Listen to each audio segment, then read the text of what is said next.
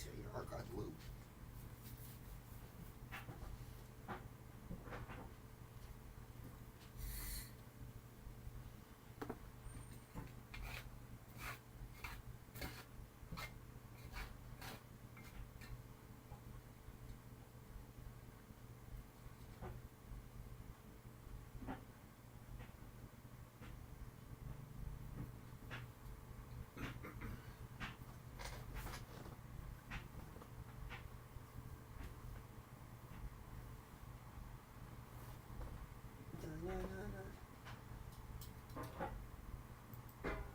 Yes.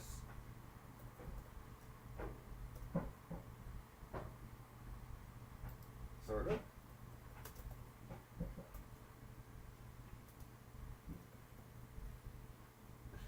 I mean, over here now.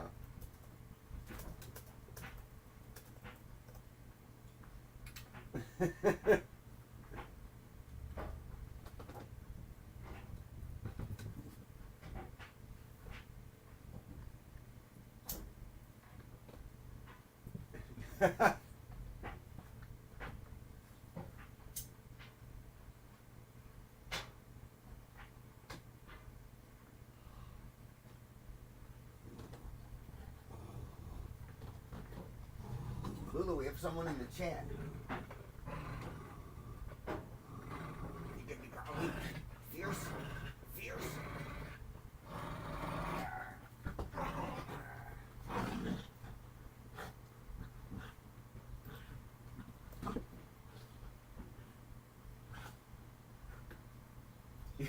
Yes. My life is on display for you.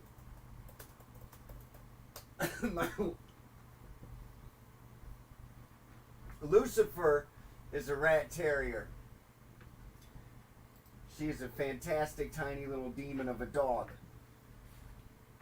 I trained her to hunt. Come here. Come here. Go get it. Rat terriers are very agile. They have a good lifespan, 15 to 20 years most of them will live. Fantastic pets, actually. This is the third one I've trained. I had 2 boys before her, so she would love you.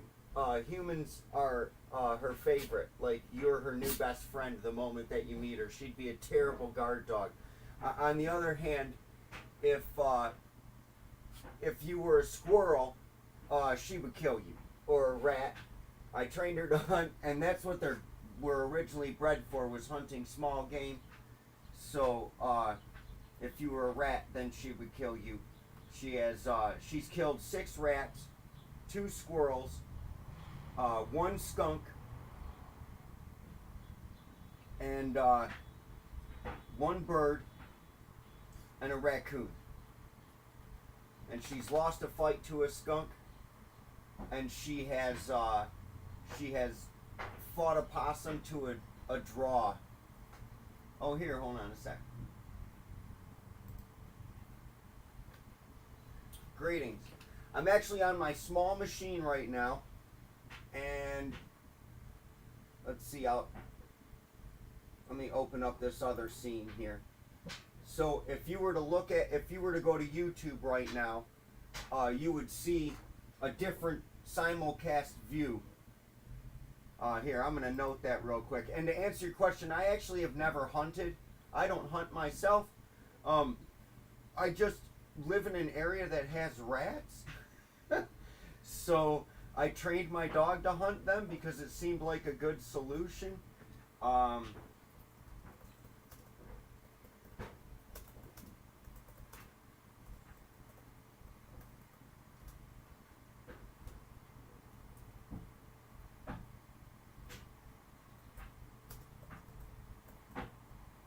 But yeah, I've never actually been hunted. I have some friends that go hunting, and it's really common where I live here. So so I'm familiar with it, you know.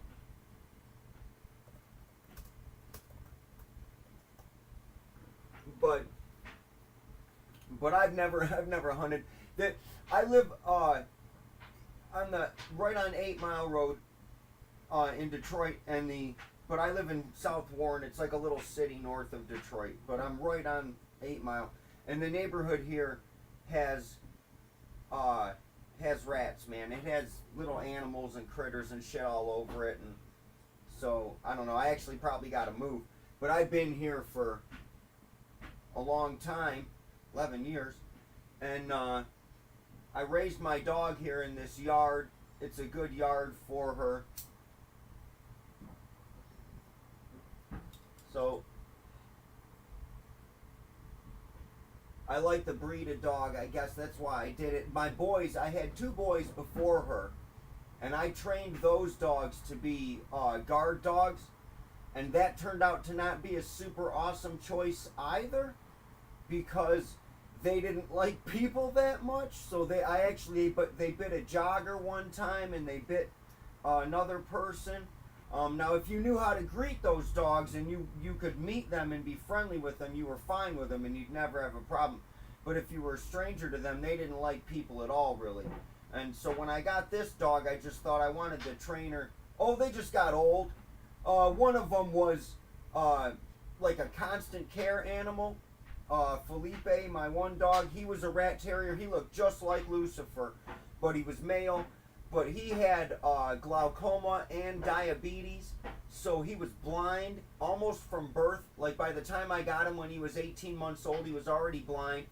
And when he was 3 years old, I had to take one of his eyes out with surgery because it was all swollen from like premature onset glaucoma because he was a run to the litter. So then I had diabetes medicine for him, and he lasted 11 years, but that's really young for a rat terrier. But he was a very good dog the whole time, and my other dog was a Jack Russell Terrier named Buster. Jake was his original name. I adopted him when he was 5, and Felipe and him used to run around together. They were just a team. I got Felipe around the same time that I got Jake, so they sort of grew up together. And then when Felipe died, Jake was 15, he actually stopped eating.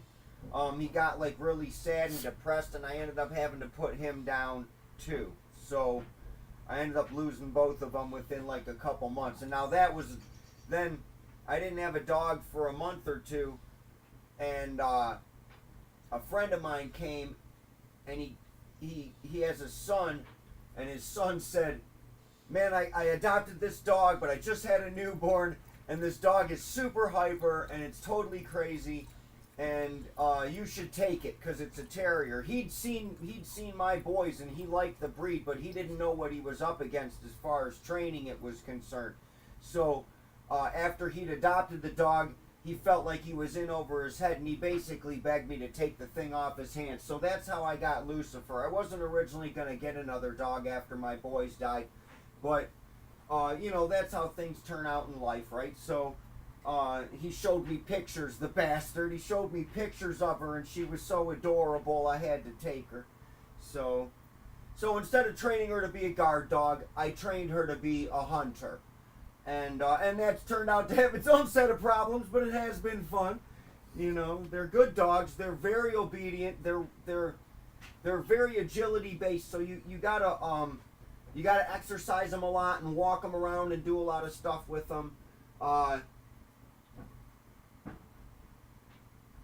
that's part of being a dog owner anyway. So I have streamed music on here, and on Thursday nights I've been streaming an improv set, which is like I play Rocksmith 2014, so I'll actually play a game on Thursday nights. And I'm a musician. I've written a bunch of songs, so I do live streams where I'm going to perform set lists. Like I have originals and cover tunes, and mostly I'm singer-songwriter stuff like acoustic guitar. But,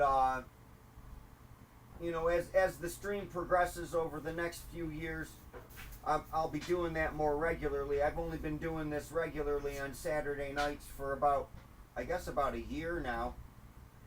And, you know, I've got to build up a following or whatever and get people to chat in the chat box here. The other thing is I don't know that I necessarily want to build up a whole advertising thing. I'm not opposed to it. I just don't know how.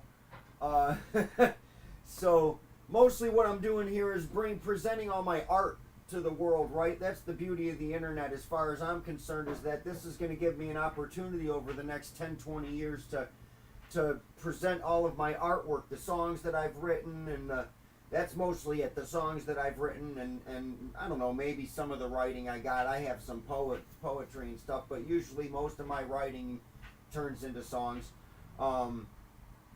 And play video games with people. I play this game online, Albion Online, and I've played Elder Scrolls Online, and probably stream Fallout 76 a little bit over the next, 10 years or so. I'm hoping a lot of those games last for the long haul, just because you're not going to, I don't think you're going to see a lot of new innovation, like as far as storytelling and gaming is concerned. I think you're going to see maybe reiterations, of basic fantasy and science fiction tropes for a while. Although some of that seems to be changing lately. You seem to be getting more unique stories again a little bit if you dig deeper. But mainstream still has a long time to catch up. I don't think they will in my lifetime. Maybe, but we'll see.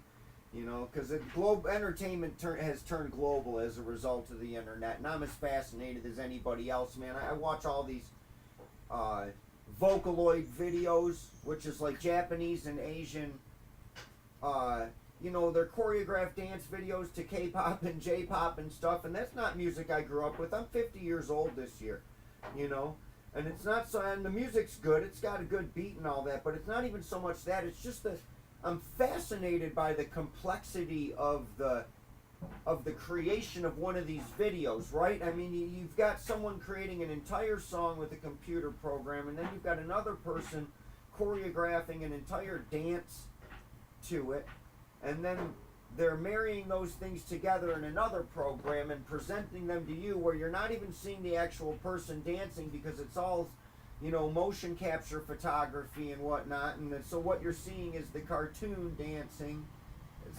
It's amazing, man. Those are sort of like, they talked about NFTs a while back, and NFTs are trash, right? Because they can just be copied and watched. And in the same sense, it's true about these videos. But the thing that makes those videos unique is that they can't really be duplicated in the same sense that just a piece of flat NFT artwork or a camera, or excuse me, like a painting on canvas could be duplicated. The dance video is unique to the guy that created it, and everyone can watch it, but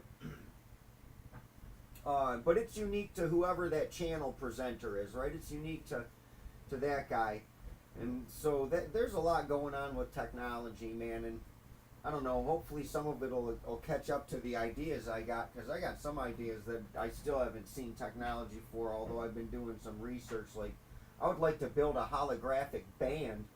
I found a company that makes holograms. They're like if you ever seen Star Wars, which everybody's seen Star Wars, right? There's that scene in the first Star Wars movie where R2-D2 projects Princess Leia, and she's talking to Obi-Wan Kenobi.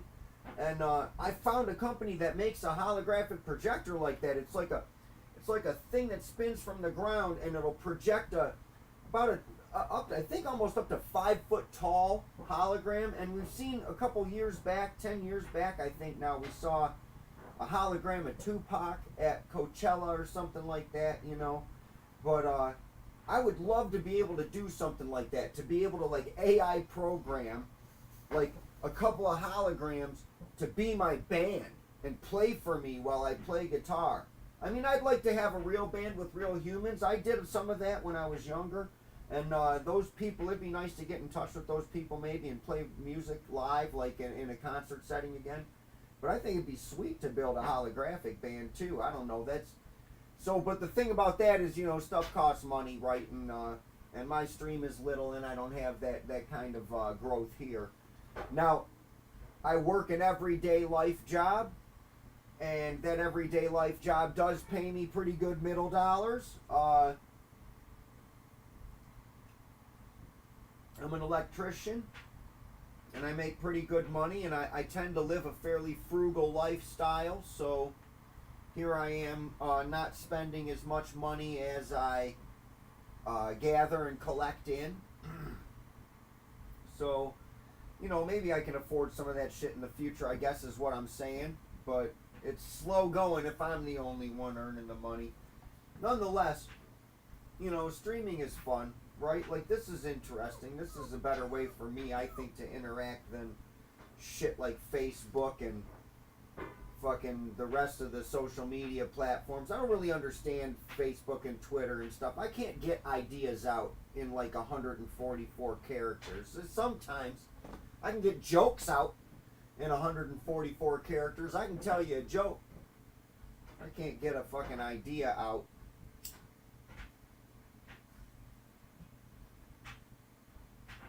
The same way that I can when I'm just talking.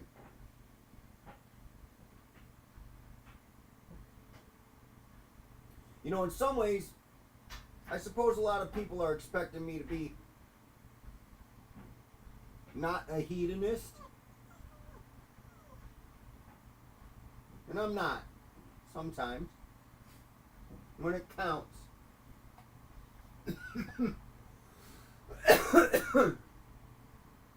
But otherwise, you get bored in life. Right? So, I played bass. Well, okay, so my music career is basically from as young as I can remember, from being about 5 years old. When I was a kid, I was in like choir. It used to be a real common thing in the public schools. I went to a suburban upper middle class public school in the burbs of Detroit, and you would sing in the choir, right? And I loved singing, man. My voice was always my strongest sort of instrument, if you will. And I loved singing from a young age, and I loved everything that had anything to do with music. And my parents bought me a cassette player when I was 8 years old. And my very first cassette, which was Diary of a Madman by Ozzy Osbourne. And I played that thing for 8 hours on Christmas morning, 1981, if you can imagine. And my boomer parents had no fucking idea what they were listening to. My dad likes 1940s swing music and big band and jazz. But anyway, I loved singing. And I spent most of my young life singing in those choirs until about 6th grade, when my life kind of changed and I moved out of Michigan for a couple years, and I came back. And I played trumpet for like 1 semester in middle school. And so that's sort of my earliest musical background. And then when I was in high school, I would wear my Walkman and listen to music on cassettes, and I was on the swim team, and I'd ride the bus back and forth to the swim meets and stuff. And a guy on the bus tapped me on the shoulder one day, and because I would sing in the bus, and he was like, "Man, you know how to sing. Will you be in my band?" So I was like, oh, his name was Chris Datloff, and I was like, okay, I'll be in your band. You know, he played drums, and he knew a guitar player. And so shit, I was 15 or 16, and I went to a couple practices in his basement, but then the day of our first show, they decided that they didn't want me to sing. And I don't know, that was sort of on them. It was a weird thing. But I sat out in the audience and watched them play, and they had no singer, and they just played all the songs instrumentally. And anyway, then a couple years passed, and I sang in another sort of a high school band project with a couple friends of mine, a guy named Matt Van, who went on to play bass for Uncle Cracker, and he was bass in our first band, and that was called Liars and Wait. And that was high school. So 1992, I was out of high school. I graduated in 91, but that was 1992. And a buddy of mine, John Trost, on drums, and Eric Dombrowski played electric guitar. And I still hadn't actually picked up an instrument at that time, but I sang in that band, and we played a like a middle school talent show to about 1,000 kids, man, and I was definitely hooked at that point because I knew that being a musician was fucking awesome and I enjoyed doing it. So then a couple more years passed, and really I picked up a bass, and I started playing bass guitar when I was about 25. I guess I was 24, 25 years old, and it was because the bands that I was in with my friends, there was never anybody to actually play bass guitar after Matt Van moved on. There was no one left to play bass guitar, so I thought, fuck it, I'll try to be like Geddy Lee. So from like 1998 to 2011, that's what I did, was I actually pursued it. But from like 1996 until, well, 98, 99, it was the high school band basically with Eric Dombrowski and a friend of mine named Anthony Majeski, and he played drums, Anthony did, and Eric Dombrowski played guitar, and I played bass, and within 6 months I had learned how to play a handful of songs. I learned how to play Money by Pink Floyd, and I learned how to play Steve Miller's Take the Money and Run, and Not Fade Away, like the Grateful Dead version. Yeah, they didn't want me to sing. You know, the funny thing was, I think they wanted to be like Rush, right? So, like, the day of the show, I'm sitting in the second row getting ready to watch these guys, and the bass player comes up and he's like, hey, can you tell me real quick what the words are to Over the Hills and Far Away? Because that was one of the songs we were covering, the Led Zeppelin tune. And I was like, what? No. I'm not even going to tell you. Like, because you didn't want me to sing anyway. And then he turned around and ran away. And then I watched him play. And they weren't terrible, but they played the whole show instrumental. And, you know, that's a funny thing, man, but that's a true story. That really happened. They didn't last long. They were only together 2 months. That kind of shit always happens in high school, right? People, like, they just make funny decisions at the last minute. Maybe it was you know, an ego thing or something. I don't even know. I don't hold nothing against them for it, but that really did happen. And then after that, like I say, I didn't do anything for a couple years. I played with these high school guys that were my friends, and I learned to play bass, and I got sober. I quit drinking alcohol in 1998, and I haven't had a drink of alcohol since then. And that definitely helped me focus on playing bass. And singing a lot, so I joined a couple of bands that were around the Detroit area, and I played, and then so the first band I played in was called Kush, and we played a bar out in Gratiot and 26. We played this bar out in North me that we played like 50 cover songs on Friday night and 50 cover songs on Saturday night. And we did that for a whole summer and got paid $500 for the weekend. So it wasn't a ton of money, but it was good, you know, and it was really one of the few paying gigs I ever had. But I just started playing around, man, as a bass player, and I really, really practiced it. I would come home. One of the things that helped was when I first picked it up, when I was getting sober, and I first picked it up, I took this night job. So for 2 years, I was working from like 10 o'clock at night until maybe about 4:35 in the morning. So I'd come home and all my friends would be getting up to go to work because they all work day jobs, and I would have the house to myself and no one would be there, and I wouldn't want to go to bed yet because, you know, I had worked the night. So I'd stay up most of the morning and I'd go to bed at like noon or like, you know, 2 p.m. and I'd sleep until 8 p.m. and then I'd get up and go to work again. And so I would practice. I'd get home and I'd play bass for like 2 hours in the basement. I'd put this little practice amp on and I'd just try to learn how to play songs, man. I'd just, you know, read tablature. Like, that's how you did it in my day because I was Gen X. You bought fucking magazines and you read mad amounts of tablature. I still have a fucking party cooler, like an igloo cooler filled with magazines in there that are all the old tab that I had from the bass players that I thought were fascinating, like Jaco Pastorius and Mike Gordon, the guy from Phish, and Steve Harris and Geddy Lee, and just fuck everybody, man. And but my favorite bands have always been bands like the Grateful Dead and Phish and like local band from Columbus, Acoustic Hookah, and the bands that kind of have a jazz and a jammy, psychedelic type aesthetic, you know. After Kush, which was a very good band, we even had a manager, we played the Mitch album show. Then I did, what the hell did I do after that band? I guess I really didn't do much. I fooled around and I went to Acoustic Hookah in 2004. I went to Hookahville, Fall Hookahville, and when I came home I built a band with my roommate called Permanent Midnight. And that band was really good. But we only lasted about, I don't know, maybe 7 or 8 months. And then the egos tore it all apart.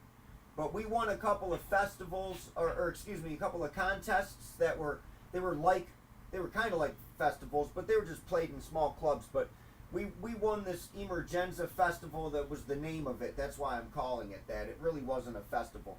But it was just like a battle of the bands where 6 bands would show up, and the whole goal was to like sell a bunch of tickets and get people in the door. And that was a learning experience for me and for some of the other guys in that band, but you know, that was a really good band. And so I owned a house at that time, and I actually refinanced my house and used the money that I got to fund that band. And I built a rehearsal room in my house, and we practiced like 3 nights a week. And when we went out to the bar and shit, we were really good, and our friends were like, holy crap, you guys are great, right? So that could have been, coulda, shoulda, woulda.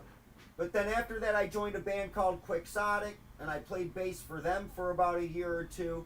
And that's my buddy Dave Van's band. Not related to Matt Van, actually. 2 different Vans.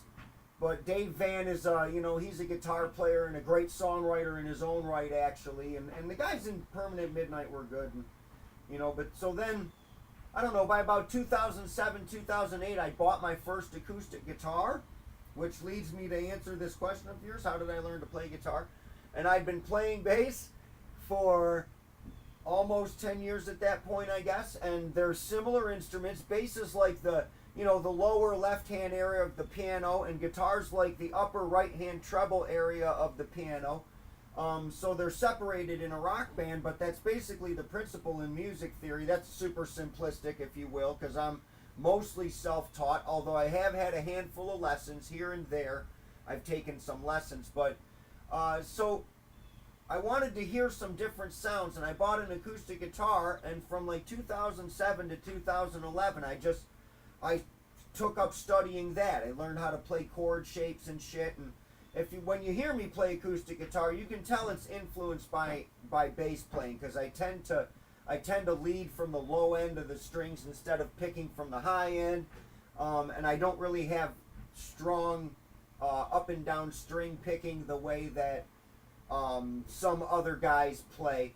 But I use the acoustic mostly to accompany my songwriting. And the thing that did happen in 2011 was that after I'd had the acoustic guitar for about 4 years, I managed to spit out like 40-some songs, man. I wrote 3 albums.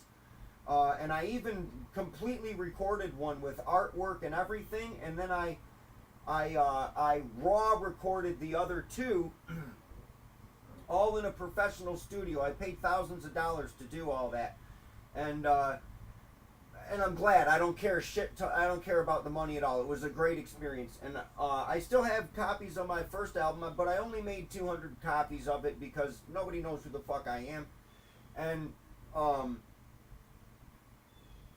so that's, you know, so that's where I started playing guitar, man. To answer your question, was about 2007, 2008. I wanted something to make my songwriting different. I'd mostly written songs with the bass guitar as an accompanying instrument, and now I'm playing as with an acoustic or an electric guitar as an accompanying instrument. And now recently, actually, I just bought an electric guitar. I don't play much electric guitar. And in fact, if I ever did put a band back on the live stage, I probably would play bass. I'd still play acoustic, so I would find, you know, musicians that could kind of do both like I do. I've known some great musicians. I got a friend of mine that lives down the street, but right now he's a fucking former friend because of stupidity. Basically because of what the local what American politics and the fucking brainwashing of television have done to the poor bastard. As I went to his house one day, he invited me over to jam, and we went over there to jam, and I played my acoustic guitar. That guy can play piano, guitar, bass, saxophone, and drums, all proficiently. He's amazing. But he's just a player for the most part, man. I've pushed him to write songs, and I pushed him to do other things before when we were jamming in the past, and he didn't really warm to it the way, you know. I think it's just seemed like a confidence issue for him. Like, he wrote a couple really great songs, but then he just, I don't know, he didn't like them himself, maybe, because he would perform them and he'd sound good. But anyway, what happened about 2 years ago was he invited me over there, and he sort of blew up at me because we had a conversation in which he felt that I should agree with his politics. And I don't agree with anybody's politics. I'm pretty much yellow team. Like, I agree with independent politics, and I think some of those things are sort of best left, we'll say, private for now, because that's really, I don't want to throw this guy under the bus in any way. But I told him, man, it's not changing until fucking Jesus comes back, and Jesus ain't coming back tomorrow as far as I can tell. So, in fact, you might argue that because I'm sitting here in front of you, he ain't coming back for a long time, but that's getting a little bit out of depth for a moment. But that guy, my friend there, so he kind of needs a change of heart before we can play music together again. And maybe one day I'll go talk to him and we'll smooth things over. But, you know, I left his house because he was mean at that moment, and I'm not as confrontational as I once was. There was a time in my life when I was younger that I could be very confrontational. In fact, one might say aggressive. But nowadays, I think you'd really have to push me very, very hard to be purposefully aggressive to somebody. You know, I've been thinking about this. I played that video game, Albion Online, sometimes, and one day a kid was in there and he said, I need to buy ammo for what's coming, and he was clearly alluding to the idea that a civil war or some other such uprising was coming in our country. And I hate to kind of bring this up, but the reason I am bringing it up is because it actually, I told him, and I feel bad a little bit about this. Let me point out, first and foremost, like, enlightened self-preservation, in my opinion, is not a sin, and it's not the wrong choice. But there's just a lot of fear in our world. There's a lot of fear and misunderstanding in our culture and in our world, and it's fucking destroying us. And this guy said, buy ammo. I gotta go buy ammo. And I said, just do me a favor and make sure you shoot yourself first. And, you know, I wish I could retract that statement to that guy now. But it's just violent, fearful people that are gonna shoot other violent, fearful people because they can't overcome their fear, and the only way they're gonna respond to it is with that. So anyway, I don't know, I'm sort of off the subject of how did I learn to play guitar now, but, you know, that's, I don't know, that's a thing, right? Like, I'm not really as aggressive or as pushy as I used to be when I was younger. You know, time tends to temper things, I think, and but you basically have to be willing to honestly let it go and turn the other cheek, or it doesn't change. I saw this fascinating video today before I came to do the live stream of a guy trying to arm rob a diner, and he ran in there all with a big voice, and he had a gun underneath the bag, and he yelled for everyone to give me the money, and they all just sat there and stared at him. Nobody did anything, and the dude ran back and forth for like 3 minutes, and then finally he just left. And I think that's what people have realized is, look, man, the threat's over, right? Like, economics is a better game to play against your fellow man than death, right? Like, if you're going to have to compete, why not compete in the arena of money rather than the arena of violence? Isn't that the reason we built all this tech, was like to get away from living like animals, as it were? But anyway, You know, I've written a bunch of songs over the last few years, yeah, and I haven't played live in a band really, or in any sort of organized fashion in, fuck, maybe 10 years. I did play with my cousin, who lives out in a place called Canadian Lakes, if you're familiar. Here's the map of Michigan, for all of you who aren't from here. Canadian Lakes is like about over here somewhere, and it's a nice little area, and he is an amazing songwriter, singer-songwriter. His name is, on I think you can find him on Facebook as Mickey Roberts, I think is his Facebook tag. Amazing singer-songwriter. And my cousin, but he lives a little far away from me to get with him regularly. And in fact, I lost his fucking phone number because I'm terrible at communicating with people in any modern sense. This is going to be my way to communicate with the internet world going forward. I'm going to do these Twitch streams on Saturday nights. I'm going to do the Thursday night thing where I play the bass and the guitar. And that's probably going to be it, basically, you know. I have a Facebook page, and I fucking log into the thing maybe 3 times a year. Kind of update it, I guess, and see if there's something on there. But it's not, I can't, like I said, I don't like to communicate in Twitter feed, so to speak. Now, this chat notwithstanding, see, I think that's the thing is there are people who do like to communicate in chat, and I like to if I can type in a quick message. But I don't mind actually Q&A in this manner. I feel like I got a big mouth and I know how to use it. So I might as well babble and tell people shit, talk, do whatever, do what I do best, right? And, you know, fuck, my clothes have been drying for a long time, in fact.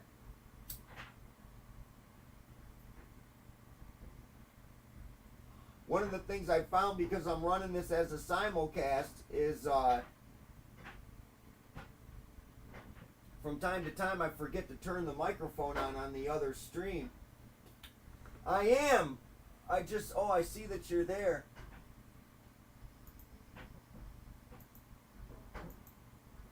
Let me do something here real quick. I have 2 machines running right now. 2 keyboards. So that way I can actually have it be different. You know, like a, but I run into a snag, which is I can't seem to synchronize my chat with my YouTube chat with Streamlabs. It won't let me type from Streamlabs for some fucking reason, even though I've like logged it in a bunch and like correctly associated my name with it or whatever. So I don't know. I still gotta fucking sort that out.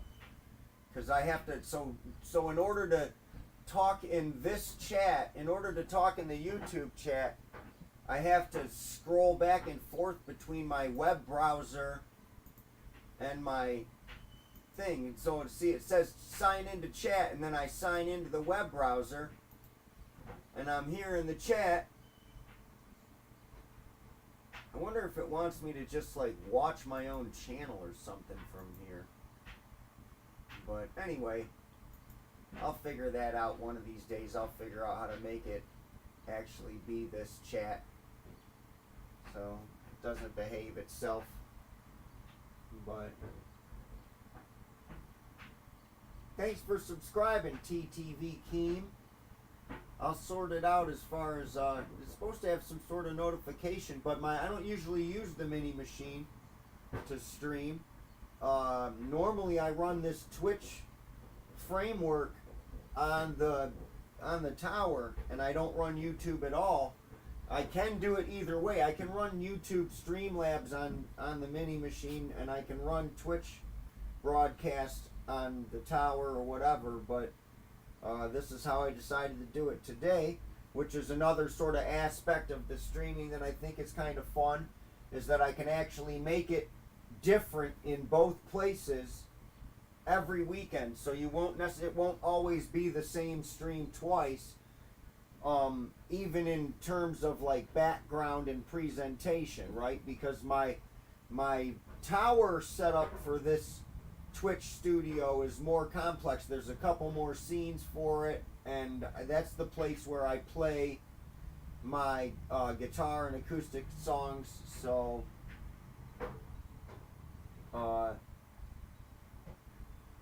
so that one's got multiple cameras. It's the one where you can see my dog in the background sometimes, but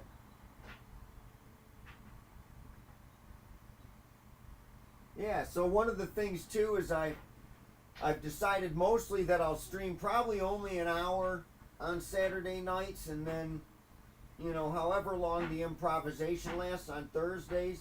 Now, I guess if the chat was rolling and there was a bunch of people in here, I'd stay a bit longer from time to time. But one of the reasons I decided to do that is because,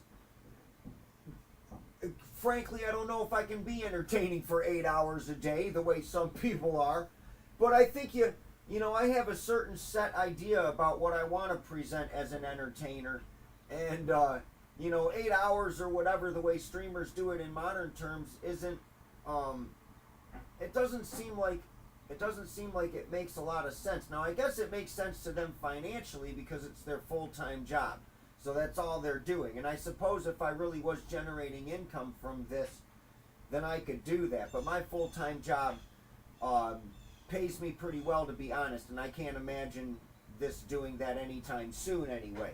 If this ever could meet the amount of money I earn at my full-time job, well, then maybe, I guess. And I would just, honestly, if I was to do something like that, I would probably set the cameras up in certain areas of the house so that they would just be on, and I would turn them on. That was one of my original ideas for my tower, was I was going to have 3 cameras, and 2 of them would always be on. So even if I wasn't at home, you could watch my dog run around, you know. And that may still be what happens, but I'm probably only going to be living in this house where I set this up right now for another 2 years, and whenever I go where I'm going, when I get to the next place, I'm going to build a pretty legitimate studio. I'm going to make a room that has a pretty legitimate studio, not only for music, but for the cameras and all the rest of it. You know, I'm a little late to the game, I guess you could say, because I'm 50 years old and not 20 years old, but I don't know, how old is Twitch, right? Like, you know, this is sort of the format that I always imagined happening, and this wasn't quite as easy as it is now, 10 years ago. So I guess there's that. And the dynamics of music change. You know, I always did want to be, like, I always said that if I could be famous, if I could live my life as a musician, then that would be awesome. You know, I wouldn't mind being on a tour bus or doing whatever, having a band in the whole traditional sense of being a famous musician or having a successful career as that. But I never really wanted to travel, like to live in like New York or California, which up until 20 years or so ago weren't really, you know, Nashville really wasn't a thing as much as I thought it was, I guess. But even that, I didn't necessarily want to upheave my entire life for it. And I always, you know, I used to say I didn't want to go to Hollywood because I didn't want to sell my soul to become a famous musician. And there's a fucking irony for that in my life that's telling. But anyway, but so I didn't, you know, I didn't go to Hollywood. When you think of the lifestyle, man, it's a harsh lifestyle if you don't already have the money. Right? If you can't afford to live comfortably on the road, the only thing you're going to get is PTSD. You're not going to get an easy lifestyle when you're driving some beat up fucking van around the country for 6 months and it breaks down in some town that you don't know a single human being in. You got no connections or anything. So, you know, now I'm older. Now I can actually afford to present my music and whatnot in a way that, I mean, hell, I could probably even rent a club around here and play a show for people if I wanted to. So I can do it if I want, you know, and I could travel without hardship if I wanted to. So it's really, in some ways, it's probably better because, hell, if I can get, I probably got 10, at least 10 good years, maybe 15 good years of music playing left in me, I feel like.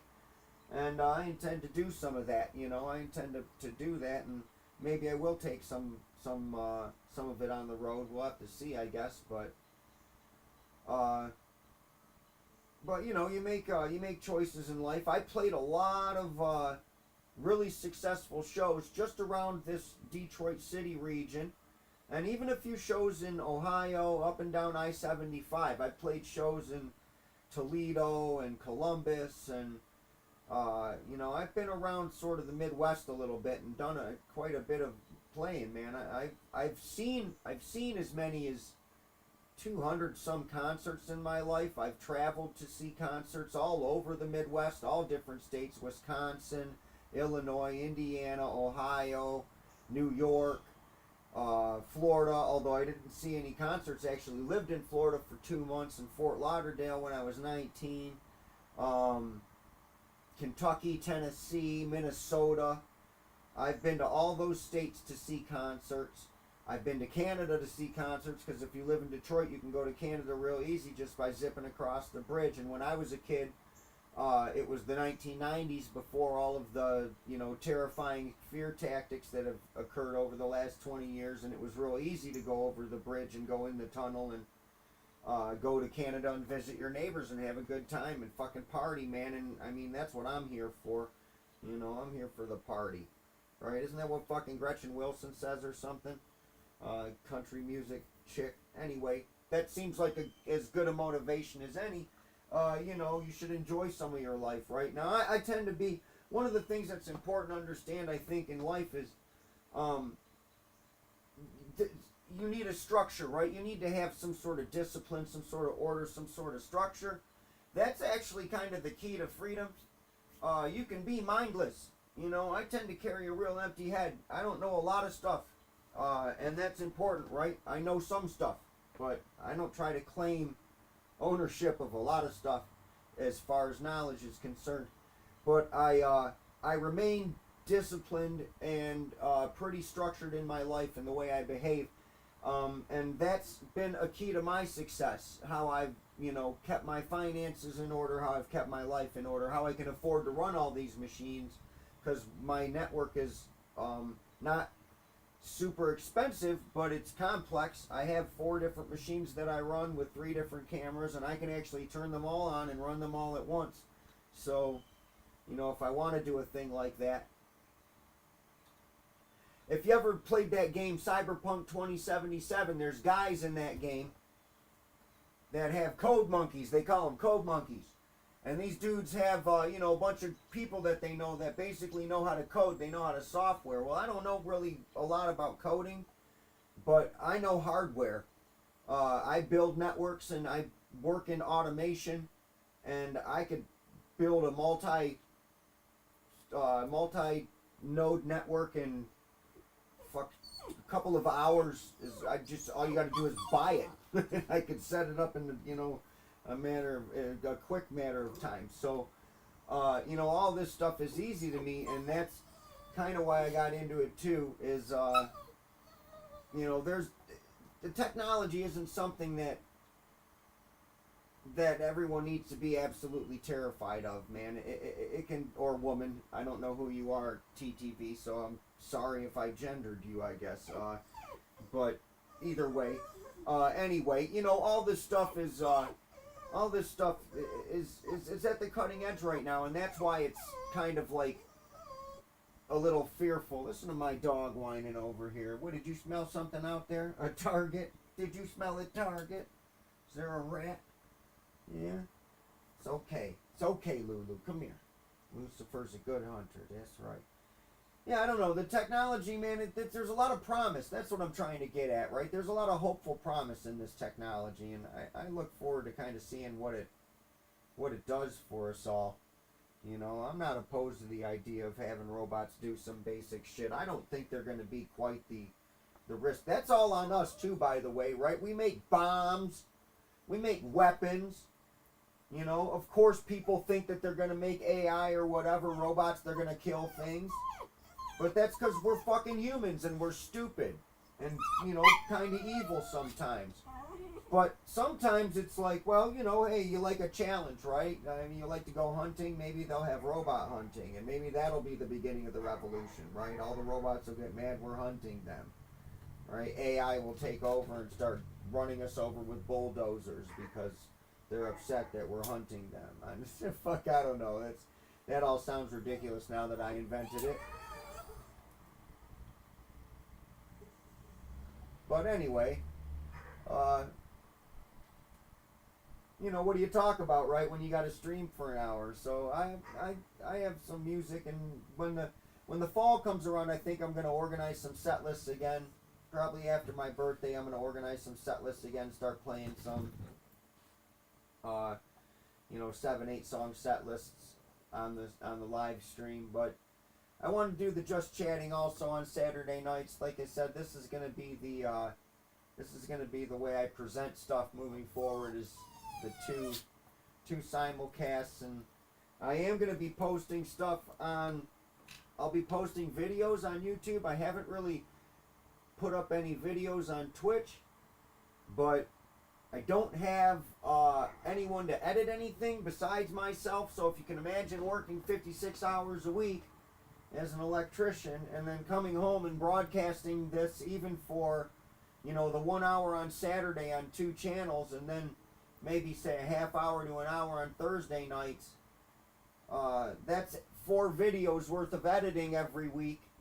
So for a month, that's 16 videos, and I actually don't even edit them anymore, really. I throw a fade at the beginning and the end, and I pump them online because I'm lazy, and it's just really all about, well, I heard somebody say once, there's a phrase, that quantity is a quality all its own. And that's a real capitalist type perspective, but I like it, so I keep it.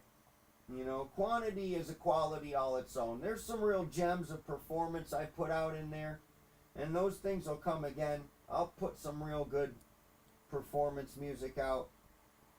But the quantity, that's where you're going to find it, because you're going to find the little, that's how you find the hidden gems, the things that are unique to you that you like. And, you know, if I can manage to stream over 10 years, let's say, there's going to be quite a bit of quantity available for the average person to pick through and learn all about me and my stoicism and my stoic philosophy and my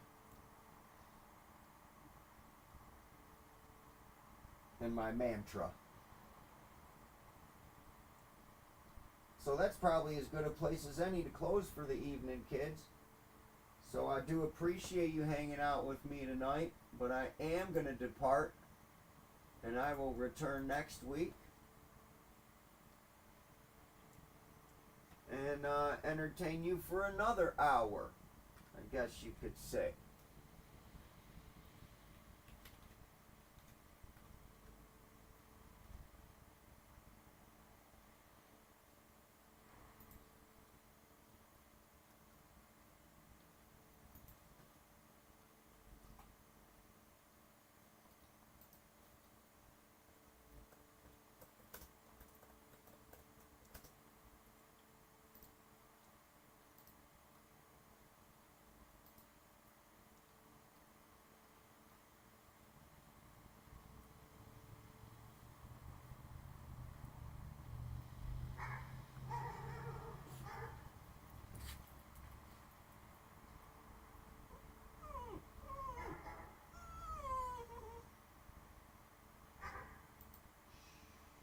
Okay, Lulu.